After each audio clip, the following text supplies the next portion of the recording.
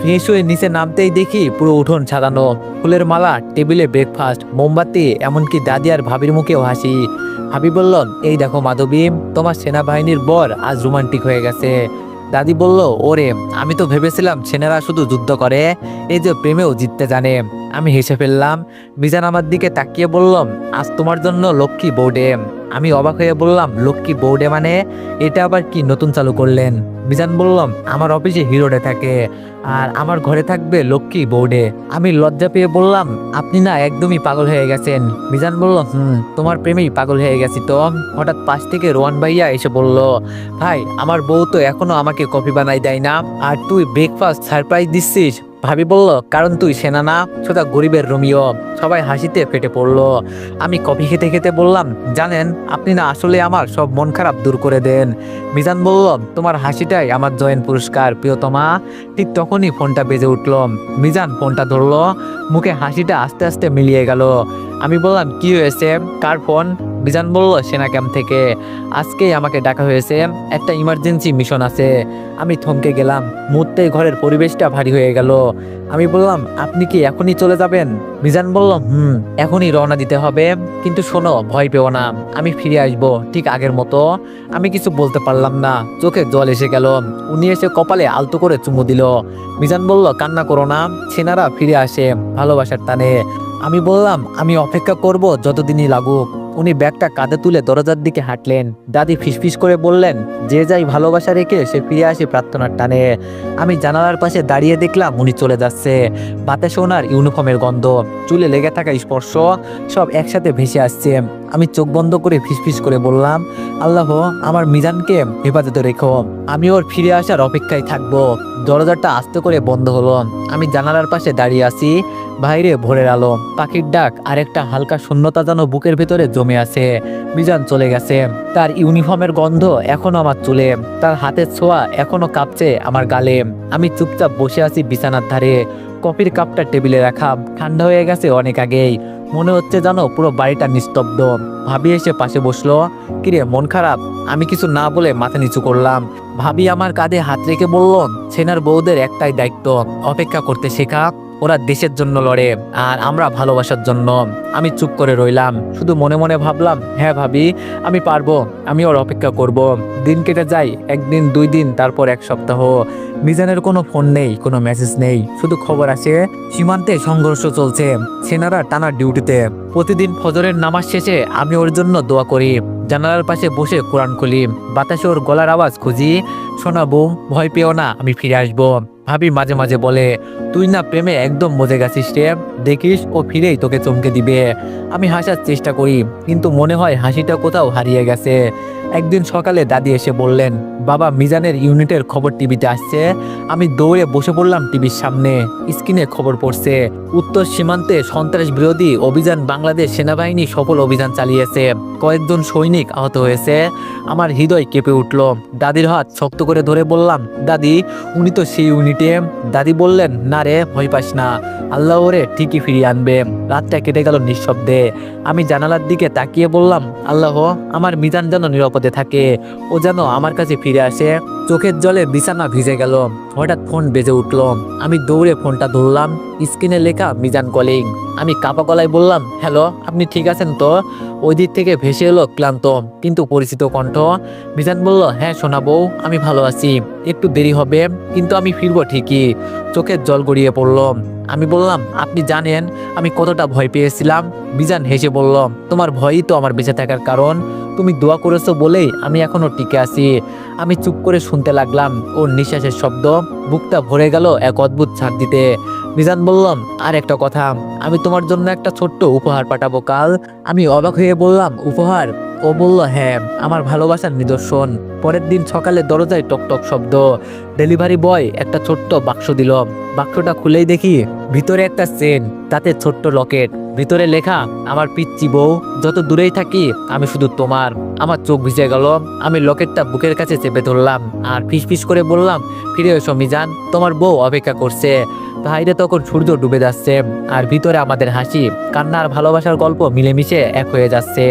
বাইরে তখন সন্ধ্যা নামছে, আকাশে লালচে সূর্য, আর জানালার পাশে আমি বসে আছি, হাতে মিজানের দেওয়া সেই লকেটটা বুকে রাখলেই মনে হয় ওর গলার গরম নিঃশ্বাস এখন আমার কানের পাশে বাজছে। ভাবি এসে বলল, কিরে এখনো ওর কথাই ভাবছিস? আমি মুচকে এসে বললাম, ভাবি আমি কি আর অন্য কিছু ভাবতে পারি? ভাবি হাসতে হাসতে বলল, তোর চোখে প্রেম ঝরে রে। আমি লজ্জায় মুখ গড়িয়ে নিলাম, কিন্তু ভিতরে ভিতরে একটুখানি আনন্দ ছড়িয়ে গেল। ওর কথা মনে পড়লেই মনে হয় আমি আবার বাঁচি। রাতটা নরম চাদরের আলোয় ভেসে যাচ্ছিল। হঠাৎ ফোনে একটা মেসেজ এলো, ভিডিও কল দিচ্ছি ধরো, তোমার হাসিটা দরকার। আমি থরথর করে কাঁপতে থাকা আঙ্গুলে কলটা ধরলাম। স্ক্রিনে মিজানের মুখ, ধুলোয় ভরা, ক্লান্ত চোখ, তবুও ঠোঁটে হাসি। আমি চোখে জল নিয়ে বললাম, আপনি ঠিক আছেন তো? কেমন আছেন? মিজান বলল, ভালো আছি, কিন্তু তোমার চেহারা না দেখলে মন শান্ত হয় না। আমি চুপ করে তাকিয়ে আছি। ও বলল, ক্যামেরা একটু ঠিক করে ধরো তো, আমি তোমাকে পুরো দেখতে চাই। আমি হাসতে হাসতে বললাম, আপনিও না একদমই বদলাননি, সবসময় এমন মিষ্টি কথা বলেন। মিজান বলল, তোমার মতো মিষ্টি বউ পেলে না এমন কথা বলার সুযোগই পেতাম না। আমি বললাম, এখনো যুদ্ধের মাঝেও রোমান্টিক? মিজান বলল, যুদ্ধের মাঠে গুলির শব্দ শোনা যায়, কিন্তু আমার মনে বাজে তোমার কণ্ঠস্বর। আমি নিঃশব্দে চোখ মুছলাম। আচ্ছা শোনেন, আপনি কিছু খেয়েছেন? মিজান হাসলো, না এখনো না, তুমি তো খাইয়ে দাওনি। আমি বললাম, এখন কিভাবে খাওয়াবো? মিজান বলল, চোখে চোখ রাখো, আমি খেয়ে নিব। আমরা দুজনেই হেসে ফেললাম। ওর হাসিটা এত গভীর, এত প্রিয়, মনে হচ্ছিল পৃথিবীর সব ভয় যেন দূরে চলে যাচ্ছে। হঠাৎ তো বলল, একটা গান গাইবে, ওই যে যেটা তুমি সবসময় গুনগুন করো। আমি মুখ নিচু করে বললাম, লজ্জা লাগে। মিজান বলল, আমার সামনে লজ্জা পেতে নেই। আমি ধীরে ধীরে গাইতে শুরু করলাম। মিজান চোখ বন্ধ করে শুনছিল, তার ঠোঁটে এক মৃদু হাসি, চোখের কোণে একটু ভেজা ভাব। গানটা শেষ হতেই ও বলল, তোমার কণ্ঠে আমার শান্তি, শোনাবো, মনে হয় এই গানটাই আমার যুদ্ধের পরের পুরস্কার। আমি চোখ নামিয়ে বললাম, আপনিও না একটু সিরিয়াস হতে জানেন না। মিজান বলল, যদি সিরিয়াস হয়ে যায় তাহলে তো তুমি আমার প্রেমে পড়বে না। আমরা হেসে উঠলাম। তারপর কয়েক সেকেন্ড নিঃশব্দ, শুধু দুজনের নিঃশ্বাসের শব্দ। হঠাৎ তো বললাম, তুমি জানো এই মুহূর্তে তুমি আমার সবচেয়ে নিরাপদ জায়গা। আমি যুদ্ধের মধ্যে থেকেও তোমার চোখে শান্তি পাই। আমার বুকটা কেমন জানি হালকা হয়ে গেল, মনে হলো দুনিয়ার সব ভয় মিলিয়ে গেছে ওর এই কথার মধ্যে। ঠিক তখনই ফোনের অন্য দিক থেকে আওয়াজ এলো, ক্যাপ্টেন মিজান, এখনই রওনা দিতে হবে, ইমার্জেন্সি অপারেশন। আমি থমকে গেলাম। মিজান তাড়াতাড়ি বলল, শোনো শোনাবো, ভয় পেও না, আমি আছি, আমি ফিরে আসবো, শুধু দোয়া করো। লাইনটা কেটে গেল, ফোনটা নিচে পড়ে গেল আমার হাত থেকে। চোখের পানি থামানো যাচ্ছিল না। বাইরে তখন বৃষ্টি নামছে, চাঁদের আলো মিশিয়ে যাচ্ছে অন্ধকারের ভেতর। আমি জানালার পাশে দাঁড়িয়ে ফিসফিস করে বললাম, আল্লাহ আমার ভালোবাসাকে ফিরিয়ে আনো, আমি শুধু ওর অপেক্ষায় থাকবো। কয়েক ঘন্টা পর টিভিতে খবর ভেসে এলো, সীমান্তে ভয়াবহ সংঘর্ষ, কয়েকজন সেনা আহত, একজন নিখোঁজ। আমার বুকটা কেঁপে উঠল। নিখোঁজ, হৃৎপিণ্ড যেন থমকে গেল, চোখে অন্ধকার নেমে এলো। আমি ফিসফিস করে বললাম, না আল্লাহ না, আমার মিজান না। জানালার বাইরে তখন বৃষ্টি থেমে গেছে, কিন্তু আমার চোখের ভিতরে ঝড় চলছে এখনো। রাতটা ছিল অদ্ভুত নিস্তব্ধ, পুরো আকাশ ঢেকে গেছে কালো মেঘে, মাঝে মাঝে বাস পড়ছে দূরে কোথাও। আমি জানালার পাশে বসে মিজানের ছবি ধরে বসে আছি, সেই ইউনিফর্ম পরা ছবি, যেটা দেখে আমি গর্ব আর ভয় দুইটাই একসাথে পাই। চোখ বন্ধ করলেই মনে হয় ও এসে বলছে, শোনাবো, ভয় পেও না, আমি তো আছি। আমি মাথাটা দেয়ালে ঠেকিয়ে ফিসফিস করে বললাম, আল্লাহ ওকে ফিরিয়ে দাও, আমি কিচ্ছু চাই না, শুধু ওর নিরাপত্তা চাই। চোখের পানি গড়িয়ে পড়লো গালে। ঘুম কখন এলো বুঝতেই পারলাম না। বাইরে হালকা বৃষ্টি পড়ছে। আমি রান্নাঘরে দাঁড়িয়ে কফি বানাচ্ছি। হঠাৎ পেছন থেকে পরিচিত কণ্ঠ, শোনাবো, কফিটা না খাইলে মন ঠিক হচ্ছে না। আমি ঘুরে তাকাতেই দেখি মিজান, ওর চোখে সেই চেনা দুষ্টুমি, মুখে হালকা হাসি। আমি দৌড়ে গিয়ে বুকে মুখ লুকালাম। আপনি এলেন, আমি জানতাম আপনি আসবেন।